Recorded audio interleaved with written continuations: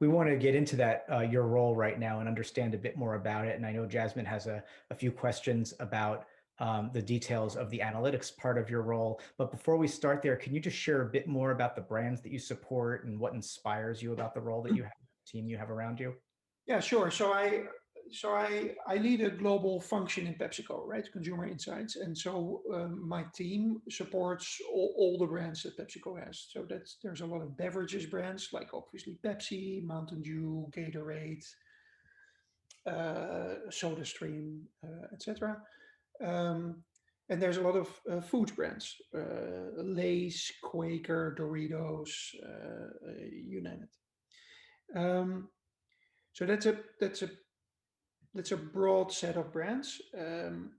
If you look at one level deeper beyond the big master brands, in a lot of different subcategories, what all those categories have in common, and hence what all the brands have in common, is that it's the type of brands and products that are like incredibly uh, common. They're like daily usage.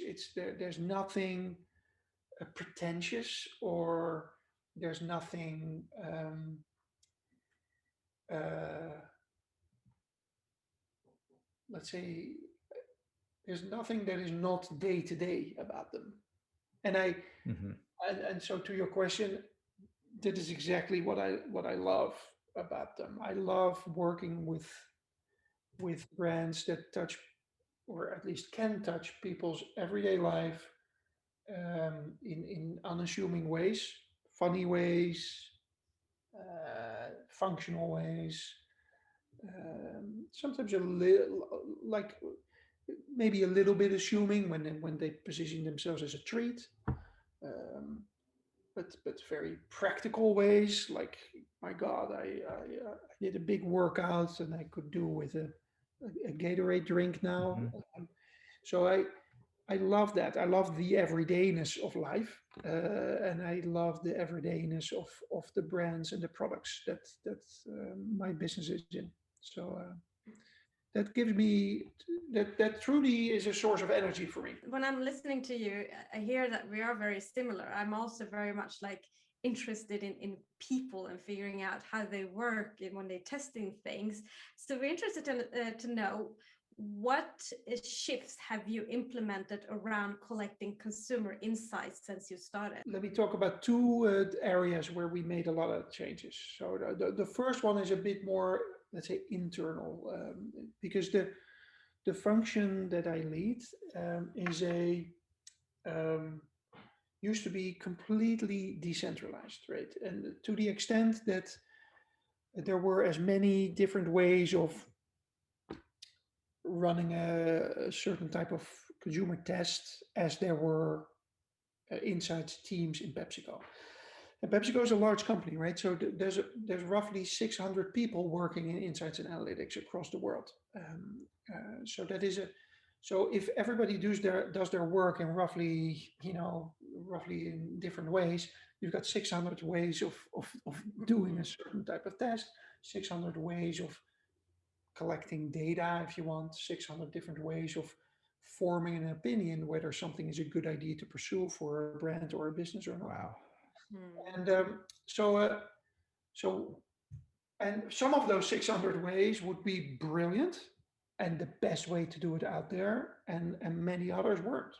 Simple. So what we did is we uh, standardized and digitized a lot of the ways of working in consumer insights, which means that we can now leverage our scale, which uh, um, which has multiple advantages. So we have it has an advantage that we use better tools. It has the advantage that we tools, better methodologies. It has an advantage that we can work faster.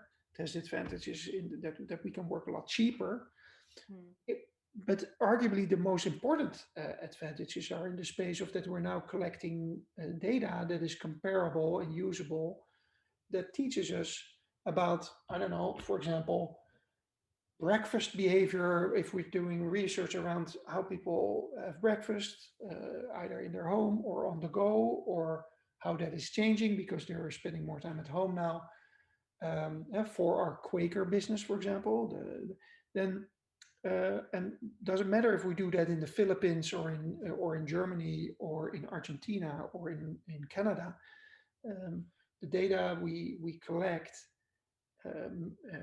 we do that in such a way that we can look across and we can do what then is often called meta learning. So we don't only learn in Canada, but we learn about consumer behavior and breakfast, and we can see similarities between Argentina and the Philippines. Maybe I'm just making this up. So there's a phenomenal amount of time and energy has gone and still goes into that, into really becoming one tight-knit functional family with one way of working, so we can be smarter. Another big focus area is in finding for each and every specific business challenge where we want to learn from consumers, is finding the right balance between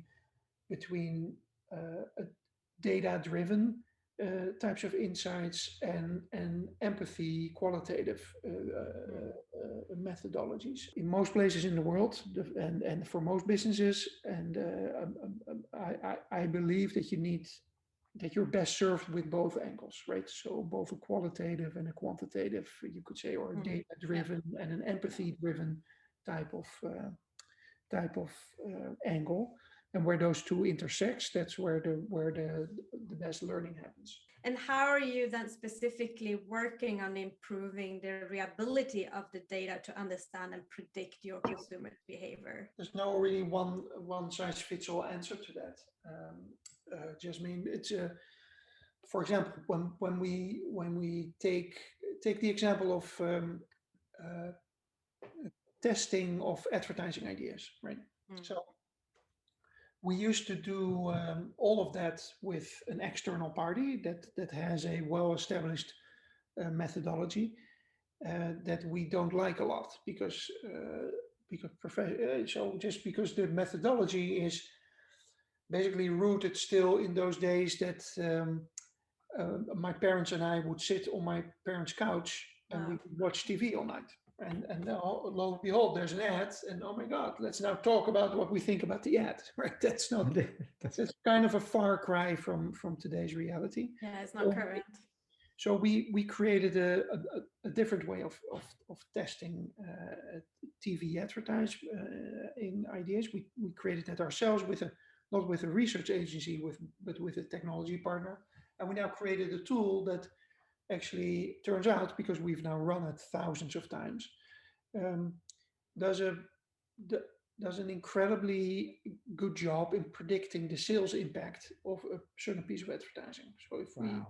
So if we air this particular campaign, we know it's going to drive a positive sales outcome, and with a likelihood of in the high 80%, so like a correlation between the creative that you put on and the ultimate outcome. Whereas the traditional external tool, that correlation would be in the 20s, right? So the ability for data to be predictive is of course, that is something that's crucial. And there's many different parts of PepsiCo where we're building capabilities around that. Think about e-commerce, which has grown at accelerated pace over the past year, as I'm sure you know. Which is e-commerce is an environment that is of course incredibly data rich, and where the marketing influencing and the action is right. People are buying something or not buying something, are all in one measurable and trackable ecosystem. So you can learn very much very quickly there about what does work, what doesn't work, in terms of advertising or in terms of promotions or in terms of innovation. So let's look into the emotional side of the customer experience. I know that research has indicated that emotion is the most important component. Therefore, we are interested to know, what role does emotion play at PepsiCo in creating more brand desire for your customers? The products need to fulfill a certain need.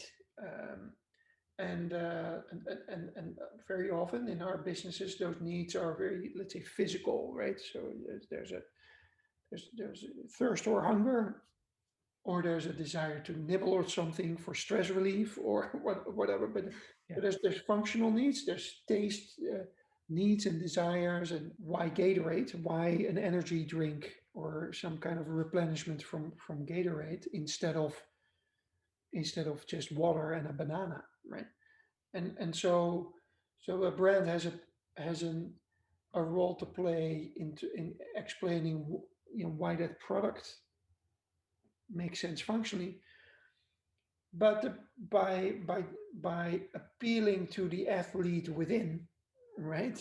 Um, all of us, or many of us, Gatorade is actually able to link to take it to make the to make you really feel good about yourself. These efforts, emotional efforts that you guys have been working with, have they led to a better customer experience and a more effective marketing? Have you seen that? For sure, yeah. I mean, How?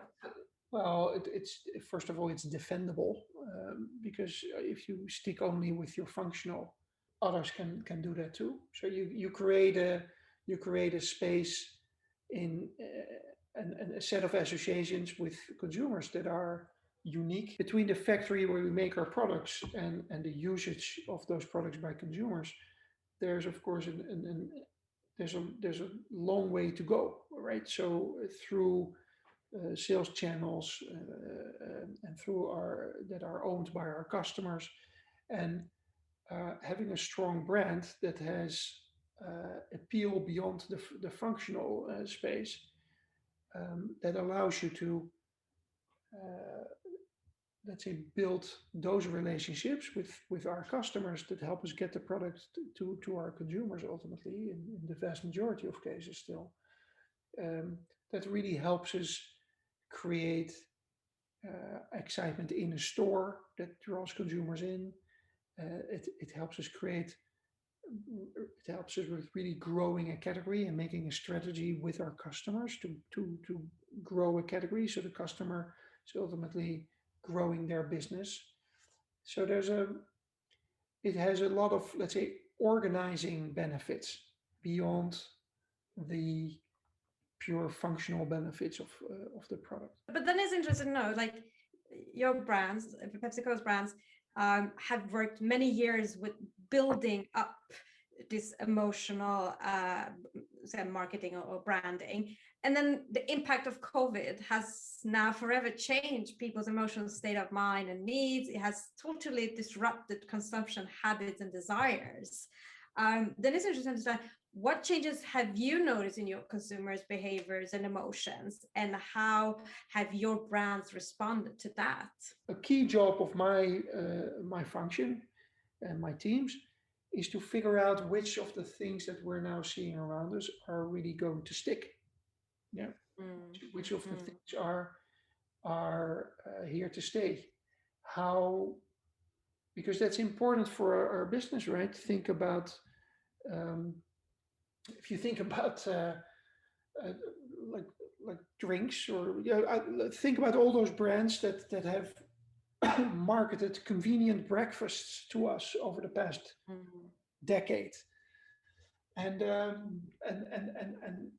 how that was all created with commutes in mind, right? And then you got to get your train, and then you can have your breakfast on the train because it's a liquid whatever thing, and now suddenly nobody's on that train anymore.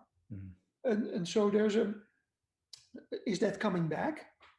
Are people just all going back into their cars and their train and commuting like we were before? Or are we not going to do that? That is an important thing to know for brands who will work in that space. It's going to be so interesting to see how these behaviors continue to evolve, and which stick and which revert. That's going to be fascinating to see over the next period of time.